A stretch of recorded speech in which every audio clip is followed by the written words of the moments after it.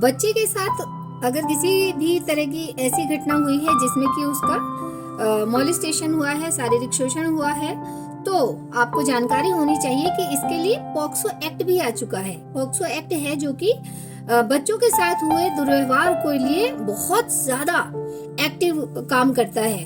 अगर किसी ने भी आपके बच्चे के साथ इस तरह की कोई घटना की है जिसमें कि उसका शारीरिक मॉलेस्टेशन जैसा कुछ किया है, तो इसकी जानकारी लगते के साथ ही आप पुलिस में सूचना जरूर करें।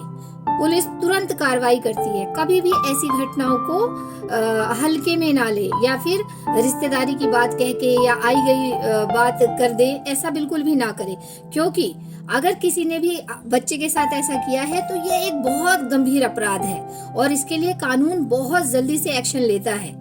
अगर मान लीजिए कि वह आपका कोई जानकार ही है तो उसके हित को ना देखें, क्योंकि अगर वह आपके बच्चे के साथ ऐसा कर रहा है तो वह एक मानसिक रोगी है और एक क्रूर अपराधी भी है जिसे बाल सुलभता का भी बिल्कुल ज्ञान नहीं है और वो उन बच्चों का दुरुपयोग कर रहा है। तो वो ऐसे बहुत सारे बच्चों के साथ ये कर रहा होगा।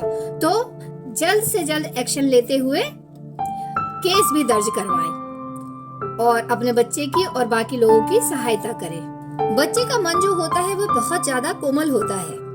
आपको सावधानी पूर्वक उससे पूछना है और उससे बातचीत करनी है और उसे उदाहरण देकर पूछना है।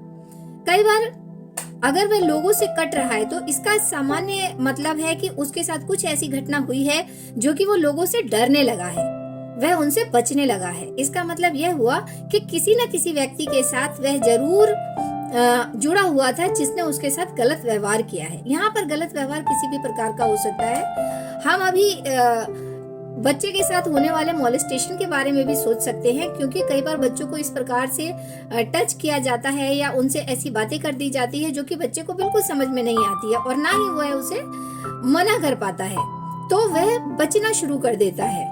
तो आपको बड़ी ही बारीकी से, बड़ी गहराई से और बड़े ध्यान पूर्वक से अपने संबंधियों, अपने रिश्तेदारों, आने जाने वालों, घर के सदस्यों पर नजर रखनी है। जी हाँ, हम यहाँ पर नजर रखने के लिए अवश्य ही कह रहे हैं। शक करने की बात भी यहाँ आ जाती है, क्योंकि अगर हमारे बच्चे के व्यवहार में बदलाव है तो जरूर से जरूर कुछ न कुछ उसके साथ घटना हुई है। वह बच्चा तभी बताएगा जब आप बच्चे के साथ अधिक से अधिक समय बिताते हैं और उससे बिल्कुल अपनत्व की तरीके से पूछते हैं, ना कि डांट फटकार के कि भाई क्या चुपचाप बैठा रहता है, बात नहीं करता, नमस्ते नहीं करता, जाओ चाय लाओ, जाओ पानी लाओ, या कुछ ऐसा करके नहीं करना है।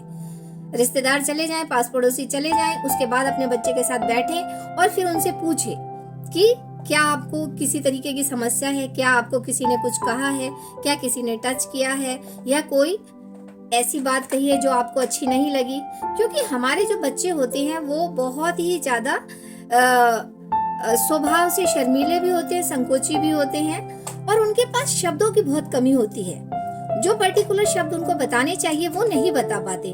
तो हम उनको उदाहरण देकर पूछ सकते हैं कि क्या आपको फला अंकल ने या फला आंटी ने या फला भैया ने इस तरीके से टच किया था, या आपको मारा था, या आपको डांट लगाई थी, या आपका चीज ले लिया। कुछ भी बात है जो कि आपको अपने बच्चे को शब्द देने पड़ेंगे और वहां पर ढूंढना पड़ेगा कि बच्चा आपके कौन से शब्द पर हाँ कह रहा है या ना कह रहा है। यदि आप बच्चे की परेशानी को, समस्या को आइडेंटिफाई कर लेते हैं तो केवल उतना ही नहीं छोड़ देना है, फिर उस समस्या की जड़ तक जाकर और उस पर कार्य करने की आवश्यकता है। हमारा मतलब ये है कि अगर बच्चे के साथ वाकई में किसी ने गलत प्रकार से छुआ है या फिर उसको गलत शब्द कहे हैं या कोशिश भी की है, तो फिर उस व्यक्ति को, उस संबंधी को ढूंढकर और उन्हें चेतावनी देनी है। और अगर कुछ गलत हुआ है तो उसके बारे में फिर बच्चे को दोबारा से शिक्षा देना है कि अगर ऐसा कभी हो जाता है तो आपको चुप रहने की आवश्यकता नहीं है, आप हमसे आके अवश्य कहो, क्योंकि हम फिर उस व्यक्ति को पनिशमेंट देंगे।